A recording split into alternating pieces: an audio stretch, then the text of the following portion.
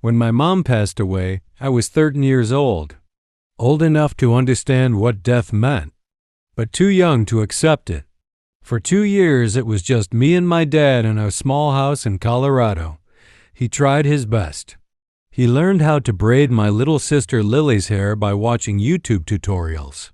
He burned dinners more times than I can count. He forgot to sign school forms, but he showed up every single day. Then one evening, he sat us down at the kitchen table. "There's someone I want you to meet," he said. Her name was Rachel, and from the moment I heard that, I decided I didn't like her. It wasn't personal. It was loyalty. To me, loving someone else meant forgetting Mom. The first time Rachel came over for dinner, she brought homemade lasagna. She smiled too much, tried too hard, asked too many questions. "So, Ethan, what do you like to do?" "Nothing," I answered. Lily, on the other hand, warmed up to her quickly. She let Rachel help with homework, let her read bedtime stories. And that made me angry, because it felt like betrayal. 3 months later, Dad told us they were getting married. I didn't attend the small backyard ceremony. I stayed inside my room with headphones on, pretending I couldn't hear the applause. Rachel moved in the next week. I stopped eating dinner with them, stopped talking unless necessary, stopped calling it home. One night I overheard Rachel crying in the kitchen. "I feel like he hates me," she whispered to Dad. "He's just hurting," Dad replied softly.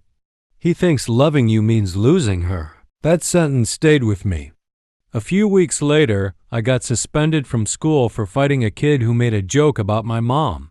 Dad couldn't leave work, so Rachel came to pick me up. The car ride was silent. Halfway home, she said something I didn't expect. "I know I'll never replace your mom, and I'm not trying to. I just want to be someone safe for you." I didn't respond. But for the first time, I listened. The real change happened months later. It was Lily's school recital. Dad had an emergency shift and couldn't make it. Lily was crushed. Rachel dressed up, sat in the front row, and cheered louder than anyone. After the recital, Lily ran into her arms. "Did you see me?" she asked. "I saw everything," Rachel said, eyes full of tears. That night, something shifted in me. I realized Rachel wasn't trying to erase our mom. She was trying to love what Mom left behind. One winter evening, I found Rachel in the living room looking through old photo albums. Pictures of Mom. I froze. "I didn't know if this would upset you," she said nervously, "but I thought maybe we could make a memory wall." So she's always part of this house. She wasn't competing with the past. She was honoring it. And that's when I understood something important. My dad didn't remarry because he stopped loving Mom. He remarried because he was tired of surviving alone. Love doesn't replace. It expands.